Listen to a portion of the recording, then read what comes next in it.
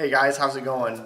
A few days ago, I had the opportunity to help someone watch their chickens. They were out of town for a few days, and so my wife and I and kids, we were just kind of helping them out. And so we'd go around in the morning and open the door for the chickens, and they'd go out and they'd start wandering the yard.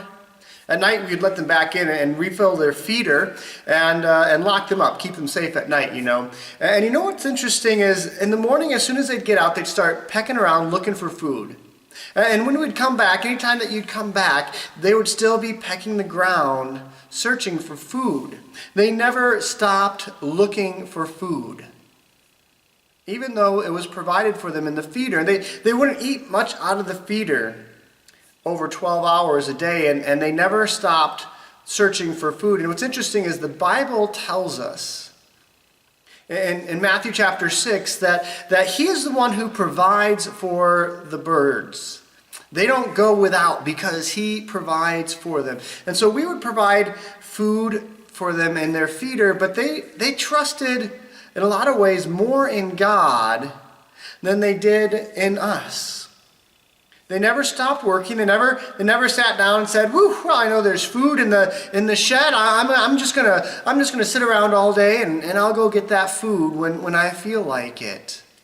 But they trusted in God as a provider. You see, on Sunday we talked about God who is our provider and how he takes care of us when we commit ourselves to his way. He says, "Seek first the kingdom of God and his righteousness, and all these other things are going to be added on to you." And so when you seek after him, he's the God who provides. He's the one that sees to the details. He's the one who sees to it.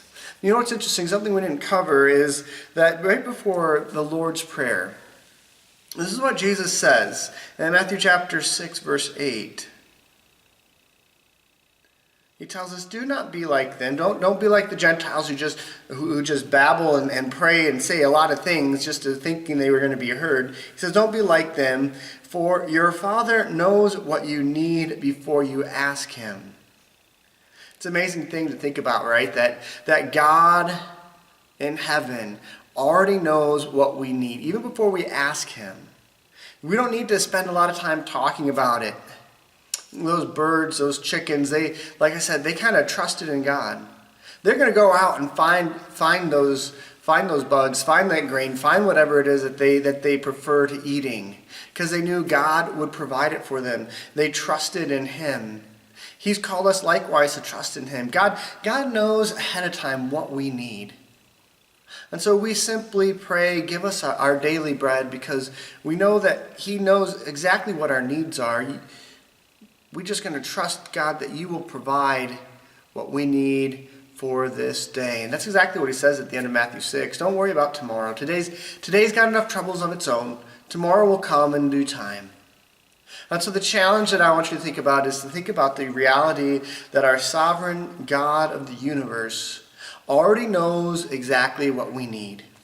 And that doesn't mean we're not called to pray to him. No, God said, Jesus told us this before he taught us how to pray. God desires for us to pray to him despite the fact that he already knows. But we are to pray in the reality and trust that God is going to provide for us, provide those needs for us. I just wanted to share with you how cool it is that God knows ahead of time what we need. I just challenge you, try to trust in him to take care of you despite the situation, despite what's going on, despite what's happening, and you put his kingdom first. Just trust in him. He knows what you need.